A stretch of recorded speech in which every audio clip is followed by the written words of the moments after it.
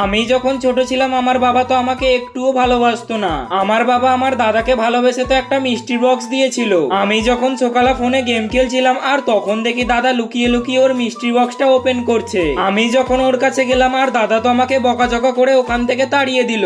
যা এখান থেকে, এটা বাবা যেহেতু আমাকে দিয়েছে এটা শুধুমাত্র আমি একাই দেখবো। দাদা এরকম বকাঝকা করতে আমি তো অনেকটা কষ্ট পাই। তাই আমি ঠিক করি আমিও বাবার কাছে গিয়ে একটা মিষ্টির বক্স চাইবো। তাই আমি তাড়াতাড়ি করে বাবার কাছে যাই আর বাবার থেকে মিষ্টি বক্স চাইতে থাকি।